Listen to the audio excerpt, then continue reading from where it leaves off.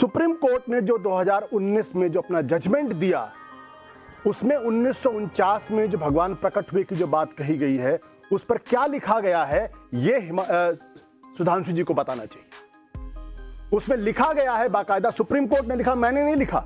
मैं अगर कह दूं तो शायद मेरे खिलाफ FIR दर्ज हो जाए और शायद मुझे घसीटते हुए लेके जाएं। सुप्रीम कोर्ट ने लिखा है कि षड्यंत्र के तहत वहां भगवान राम की मूर्ति को रखा गया।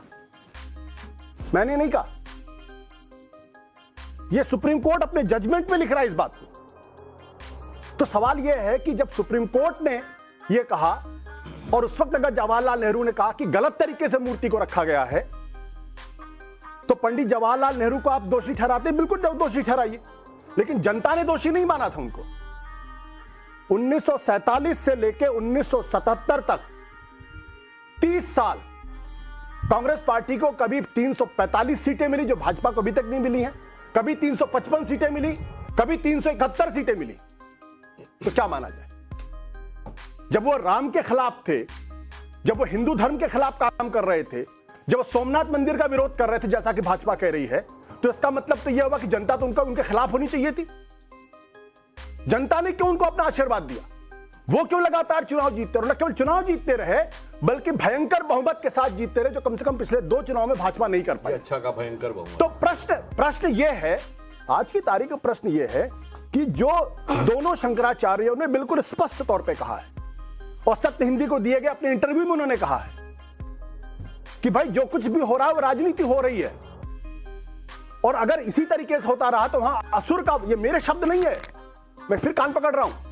तो प्रश्न इसी बात को लेकर यह है कि जब जो काम शंकराचार्यों को करना चाहिए वो काम प्रधानमंत्री जी कर रहे हैं, मुझे कोई आपत्ति नहीं, प्रधानमंत्री हम सबको रिप्रेजेंटेटिव है, लेकिन शंकराचार्य में से चारों में से कोई भी नहीं जा रहा वहां पे। 2 शंकराचार्य स्पष्ट तौर पे कह रहे हैं कि भाई जो हो रहा है वो गलत हो रहा है, धर्म के हिसाब से नहीं, शास्त्र के हिसाब से नहीं है। इसका जवाब सुधांशु जी नहीं देते, और ये धर्म के भी ज्ञानी है, साइंस के भी ज्ञानी है, बड़े महाप्रतापी ज्ञानी है ये। शंकराचार्य हमारे यहाँ इतनी उच्च अथॉरिटी माने जाते हैं कि वो किसी भी भूमि पूजन अथवा शिलान्यास या कितने मंदिरों की प्राण प्रतिष्ठा में आए वो पहले बता दें। और जब शंकराचार्य जी का आप कोट करते हैं तो निश्चलानंद जी का वो भी स्टेटमेंट कोट करिए, उन्होंने पूरी बात कही है कि मैं कम से कम ये कहता हूं कि मोदी सनातनी हिंदू है, इसलिए वो अयोध्या में जा तो रहे हैं, अन्यथा अगर वो सेकुलर होते तो जाना ही अवॉइड कर देते। ये सेंटेंस क्यों गायब कर देते हैं? और दूसरा, मैं पार्टी के अंदर कहता हूं, ये बताइए, ये कल की पीठाधीश्वर हैं, ये धर्माचार्य हैं, इनसे बड़ी अथॉरिटी किसकी है कांग्रेस पार्टी में? अरे भाई, अपनी पार्टी में जो धर्माचार्य उनकी बात तो मानो, फिर दूसरों को ज्ञान दो। तो अपने में तो मान नहीं रहे हैं और दुनिया भर को ज्ञान देने का प्रयास कर रहे हैं। अब जो आशुतोष जी ने कहा, मैं बिल्कुल टेक्निकल बात बताता हूं। देखिए, कोर्ट अगर कहेगा तो कोई कोर्ट यही बात कहेगा, मगर मैंने स्टेटमेंट कोट किया, मैं आपको बताना चाहता हूं। 27 दिसंबर 1963 हजरत बल की मस्जिद में, जहां माना जाता मोहम्मद साहब का बाल रखा हुआ है, मुई मुकद्दस, ये खबर उड़ी कि वो बाल चोरी हो गया है। श्रीनगर से लेके, लखनऊ से लेके हैदराबाद तक दंगे हो गए। उसके बाद सरकार ने कहा नहीं साहब, वो नहीं हुआ है, वो बाल यथावत है। अब बात आई कि वो बाल कैसे माना जाए। जवाहरलाल नेहरू प्रधानमंत्री थे। अब क्या हुआ? कहा साहब हम इसकी टेस्टिंग करा देंगे, हम कार्बन डेटिंग करा देंगे। कुछ नहीं, ये तो मजहबी मामला है, तो हमारे मुल्ला मौलवी तय करेंगे। और चार्टर्ड प्लेनों से मौलवियों को वहां भेजा गया, और जब उन्होंने फतवा दिया कि हां ये वही है, अब अगर कोर्ट में जाते तो क्या कहता? अब मैं दूसरी बात बताता हूं। मदर टेरेसा को सेंटहुड मिला इस आधार के ऊपर कि 2 लोगों की बीमारी बगैर अस्पताल में इलाज कराए हुए प्रार्थना के द्वारा सही हो गई। इस आधार पे उनको सेंटहुड मिला है। और यह लिखा हुआ है क्रिश्चियन मान्यताओं में कि मेरेकल उसको माना जाएगा। 2 मेरेकल, और मेरेकल की डेफिनेशन में लिखा it should not have any scientific explanation. अब किसी का औकात हो तो बोल के दिखाए, उसको कोर्ट में ही ले जाके दिखाए। तो कोर्ट तो यही कहेगा कि नहीं हो सकता, कोर्ट यही कहेगा कि टेस्टिंग कराओ। अब तो स्थिति है कि हम टेस्टिंग कराने की बात कहते हैं, ये कहते हैं मत कराओ। उस समय ये खुदाई पे के अगेंस्ट थे, अब काशी विश्वनाथ में कहते हैं रडार मैपिंग भी मत कराओ।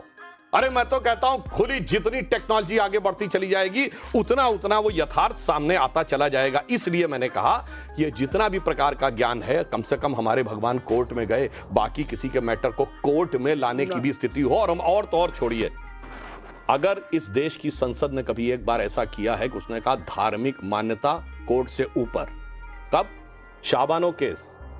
उन्होंने कहा अगर शरिया ये कहता है कि तलाकशुदा महिला को मुआवजा नहीं मिलना चाहिए, तो अगर सुप्रीम कोर्ट ने कहा है तो एक्ट आएगा और सुप्रीम कोर्ट के डिसीजन को रौंद कर हम शरिया को उसके ऊपर कर देंगे।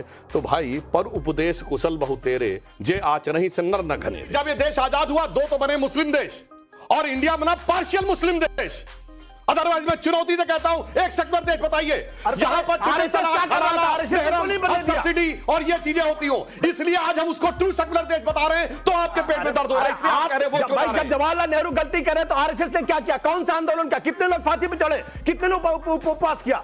तब तो आप चुपचाप अपने घरों में बैठे थे, बिलों में बैठे हुए थे। तब आपने हिंदुस्तान को बचाने के लिए क्यों कुछ नहीं किया? और आज आप कहते नेहरू ने ऐसा किया। आप अरे भाई नेहरू ने 30 साल लोगों ने सुनिए 2 सितंबर 1946 को प्रधानमंत्री पद की शपथ लेते हुए क्या कहा नेहरू ने? I put true faith and allegiance to his excellency King George the 6th। आप क्या बात करते हैं? उसके बाद प्रतिरोध में अरे बताइए क्या किया मुझे ये बताइए। सुनिए भाई आप ये कहते हैं इतिहास उन्होंने लिखा है, आपने इतिहास लिखा क्या?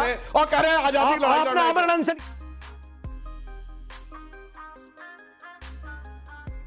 अभी आपने आशुतोष को सुना जिसमें उन्होंने कहा कि कांग्रेस पार्टी जब भगवान राम और हिंदू धर्म के खिलाफ थी तब जनता ने उन्हें कभी 345 तो कभी 355 तो कभी 371 सीटें जिताईं जो बीजेपी पार्टी को अभी तक नहीं मिली।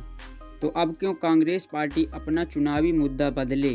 लेकिन आशुतोष और कांग्रेस पार्टी शायद ये भूल रहे हैं कि 2014 के पहले के भारत और अब के भारत में बहुत बड़ा अंतर है, क्योंकि अब जनता बहुत अच्छी तरह से जानती है कि किसे वोट देना है और किसे नहीं। खैर आपका इसके बारे में क्या कहना है कमेंट में ज़रूर बताएं।